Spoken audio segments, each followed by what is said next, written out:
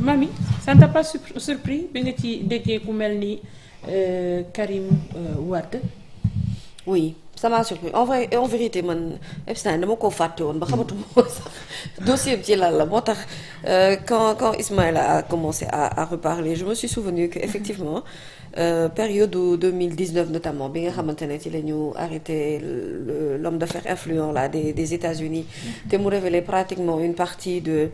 la vie obscure l'empire noir de Jeffrey Epstein. ci laa ni mais qu'est-ce que Jeffrey Epstein a à voir avec Karim Meïssa Wade surtout que benn moment je me souviens que il y a une partie de la presse française yu doon soulever ne les atrocités entre guillemets de Epstein yeggul woon ci continent africain déjà on part d'un constat et d'un fait mooy ne on n'est certainement pas censé ignorer loolu que ni réellement tous les hommes qui sont des hommes riches influents dans le monde la plupart du temps lu ci ëpp ci ñoom dañuy fonctionner ci ay lobbying léegi lobbying ñi lan la ñi dañuy nekk entre eux le fait que ñu ne ñi dañu bokk ci ay sectes par exemple ñeneen ñi ni dañu bokk ci ay réseaux influents yoo xamante ne mooy permettre ñoom seen xaalis di mën di multiplier wu mais seen xaalis ci lan lay multiplier par le biais de quoi est-ce que ce sont des actions saines yoo xamante ne moom la ñuy mener maanaam c'est des activités yoo xamante ne ça part ci li nga xam ne moom mooy soit ci seen domaine d'activité mu leen permettre ñu am benn productivité bu am ay revenus financiers ou alors souvent booy seetlu seen ay dossiers blanchiment d'argent soit da ciy rax wala wa ilaa trafic daf ciy rax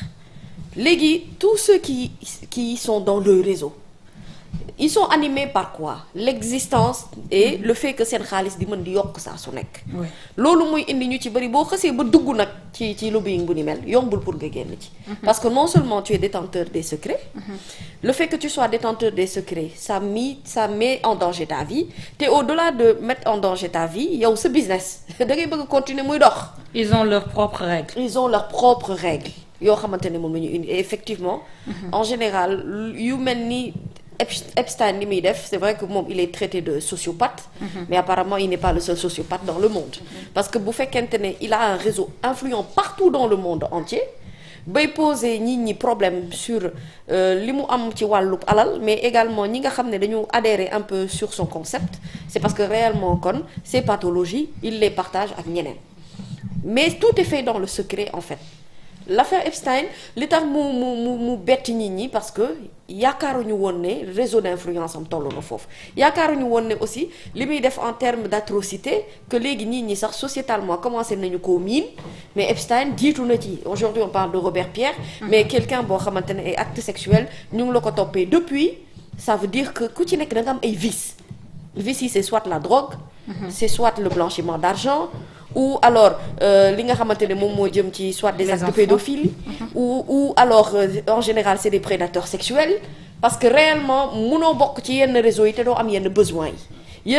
il faut nga koy mën a satisfaire et la frustration de li ngay am alal te munoo satisfaire yenn yi dafay jur yenn pathologie sociologiquement parlant et psychologiquement parlant donc qu'est-ce que Karim Wade vient faire avec un homme comme ça su fekkente ne képp koo xamante ne personnalité nga wala une personne influente bu ñu jëlee sa tur collé ko ak Epstein daanaka da ngay effacer wu complètement qu'est-ce que donc un Karim Meïssa Wade a à faire des échanges ba nga xam ne c'est rendu public parce qu'aujourd'hui l'affaire Epstein depuis le 30 janvier je viens de voir que sur le site américain les vidéos autant les messages les courriels les emails sont partagés et je crois que Karim peut être inquiété comme il ne peut ne pas l'être mais dans tous les cas le fait que ñu associer turam rek ak ce Epstein là ça pose problème. de lobbying ak yenn agence yi nga xamante ne peut-être dafa bëggoon Epstein fayal ko pour ñu defal ko lobbying mais loolu daf ñuy permettre ñu poser wu des questions ci asilu Karim Wade comment ça s'est passé. mais xam nga l'affaire Karim loolu moo gën a jaaxal ñu bari. parce que en vérité nabu mooy Karim Wade bi ñu koy toppee ci ay mbiri créé yi ba fii ñu toog nii ñu bari dañoo jàpp ne sax ni. acte d'injustice la Karim mere woon nañu ko période bi nga xamante ne papam jox na ko yenn poste ministériel yi ñu wutal ko tourner c'est un ministre du ciel et de la terre. nous qui étions proches de Wade nous avions compris que Abdoulaye Wade à un moment donné amatul woon confiance ci benn cercle am soit politique ou amical parce que Abdoulaye Wade dafa dem ba benn moment il jëgatul woon fonctionnement wu réew mi ni muy doxee yu bëri daf ci amoon ay omission bu weesu omission sax il n'était pas au courant c'est pire que ça donc moom à un moment donné il a su faire confiance qu'à son fils c'était un très mauvais choix politique parce que loolu moo fi indi 23 juin bi moo fi indi ainsi de suite et une série de choses bu am donc Karim Wade nit ñi dañu jàppoon ni Abdoulaye Wade maanaam dafa ñëw pour sàmm alalam jaarale ko ci doomam jox ko ay dispositions yoo xamante ne am na ay sénégalais yu bari yu ko mérito woon mais quand Macky Sall est venu et mu tëral stratégie de vengeance entre guillemets jaarale ko ci Karim Wade ñu bari dañoo jàpp ne acte d'injustice dafa am parce que sénégalais yi naturellement bëgguñu injustice maintenant qu'on le dise ou pas on sait que le monde marche avec un lobby. Pourquoi quand le président Macky Sall à un moment donné mu jaraloon ko fay xaalis ay agence pour defar image am c'est du lobbying ak noo ko mënti tuddee pourquoi aujourd'hui ku ci nekk homme d'affaires nga am ay ambition politique ku mel ni Karim Wade c'est quelqu'un qui à un moment donné affiché ay ambition politique bëgg nekk président de la République mais le problème est que pourquoi Karim Meïssa Wade est bloqué au Qatar ba mënul teg tànkam fii ñëw assumer clairement li nga xamante ne moom mooy opposition politique am wala jàkkaarloo ak Macky Sall entre autres su fekkente ne dañoo jàpp ne acte d'injustice dafa am dans son jugement et dans la procédure judiciaire donc finalement Karim lan moo ko génnee ci yan condition la ñu ko génnee ak condition wu Karim Wade pour que mu toog Qatar ba nga xam ne deadline am jeex na mën naa am xëy na aujourd'hui possibilité mu ñëw y a anguille sous roche dans l'affaire Karim quoi qu'on puisse dire parce que tout n'a pas été communiqué de manière claire leerul ci bopp nit ñi ci maanaam kii nu ñu ko bàyyee ak lu tax ñu bàyyi ko lu tax bi ñu ko bàyyee mu dem Qatar ba tey Karim Wade n'est pas un prisonnier au Qatar toi tu en sais quelque chose c'est quelqu'un qui réside dans l'un des hôtels les plus chers du Qatar qui est entretenu et puis buy génn di doxi ay soxlaam tranquillement di mener ay activités mag di puis woo da yeneen yu ci topp donc finalement la vraie question est qui est Karim Wade kon Karim bu dee fekkante ne mbiri Epstein gi ñuy wax dëgg la na nit ñi xam ni kon Karim est un adversaire politique boo xamante ne bu nit jara bàyyi xel la pas seulement en termes de notoriété ou de popularité politique mais en termes d'influence parce qu'il y a un réseau une fois que tu y es à pied ñooñu effectivement bu ñu exercer benn pression bi mën ngaa am lu nekk su fekkente ne la possibilité de la libération de Karim Wade dafa jaar ci ay questions de lobbying il y a un problème parce que mbiri sexualité ça m'aurait étonné que mu taqee ci loolu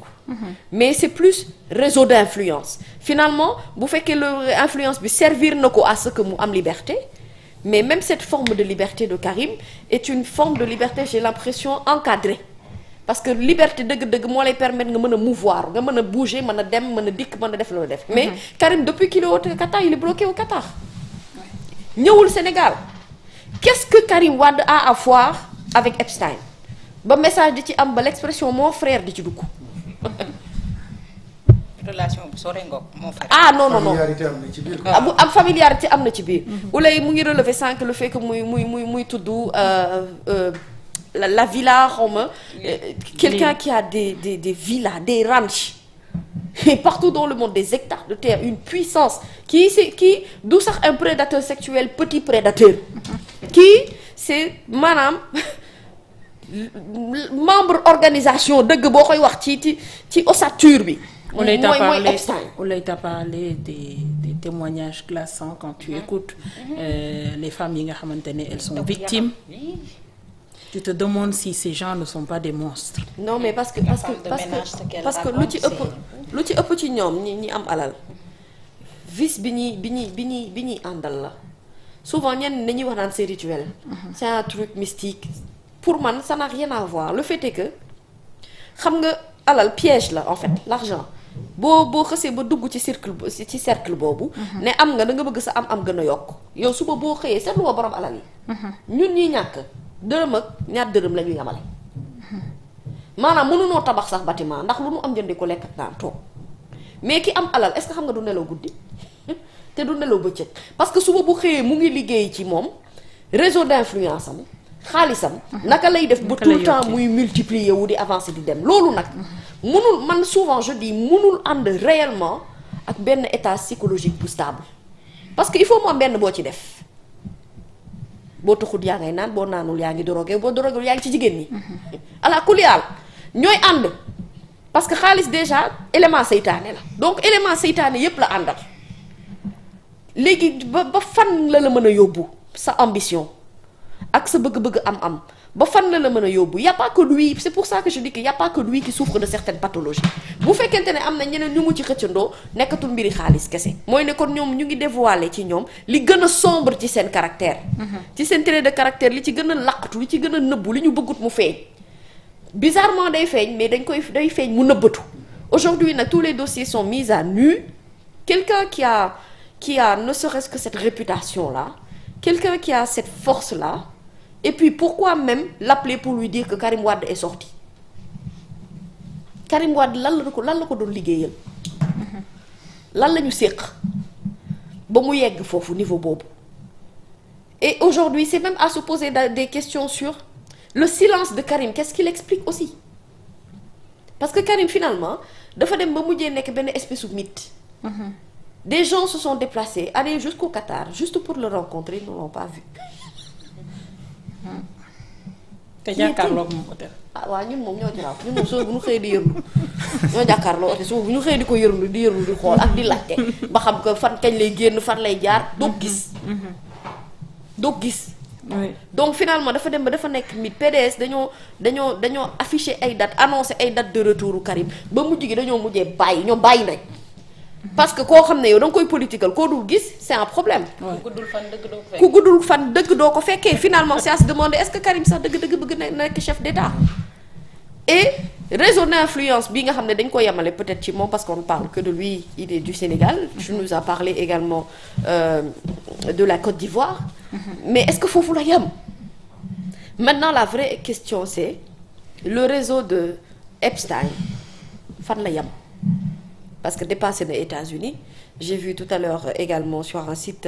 d'information français ñuy relater le fait que mu mën a am yenn liens yi ak yenn personnalités françaises dafa dépasser l'Europe dafa su arrivé jusqu'au continent c'est que le gars a quand même réussi quoi qu'on puisse dire il a étendu li nga xamante ne moom mooy réseau ba ci les limites africaines donc qui est concerné su fekkente ne des éléments de réponse par rapport à l'enquête du ngi commencer di génn tous les jours je crois que dinañ ci gën a yëg loo xamante ne xëy na yaakaaruñu ko ci woon pour un dossier qui était endormi mais réveillé brutalement parce que buñ ci déggee turu koo xam ne c'est un Sénégalais fils d'un ancien président de la République qui a fait de la prison qui est actuellement au Qatar qui fait poser des questions kenn ku nekk di laaj ci suñu xel yi Karim lan moo ko teree ñëw bokk ci non seulement vie politique sénégalaise mais à la limite ñenn ñi dem nañ sax ba naan est-ce que du jouer lien ak rapport par rapport ak yenn suñu ay autorités wala autorités yi passé ci rapport yi nga xamante ne Sénégal mën na ko am aujourd'hui avec le Qatar qui s'est développé très vite en matière de pétrole en matière d'énergie ak yeneen yu ci topp donc la vérité est-ce que Karim Wade doit continuer à garder son silence après que ces histoires soient étalées sur la presse je crois qu'il est temps maintenant que Karim assume sa posture politique et au-delà de tout cela il est même primordial que mu setal deram par rapport ak mbiri Epstein bi parce que ñu koy bàyyi waxtaan bi rumeur yi di gën a dem pour man dafay gën a yàq li nga xamante ne moom mooy image bi nga xam ne am na ko ci Sénégal quoi qu'on puisse dire boobu ba tey. en tout cas Karim Wade ëppul influence Bill Gates te pourtant bañ ko ci tuddee génn na leeral je pense que ne ñëpp dañuy génn leeral. dañu génn leeral voilà ñii ngi setal le Trump voilà génn na leeral nit ñaa ngi setal je pense que ne moom tamit setal boppam war naa war a mën a génn wax ci lu ni mel. am na solo jërëjëf alors Momo dossier Jeffrey Epstein ñu dégg ci ku ci mel ni Karim Wade moom it war naa mën a génn setal deram comme ni ko yeneen homme d'affaires defee rawatina sur sa libération ou son exil au Qatar.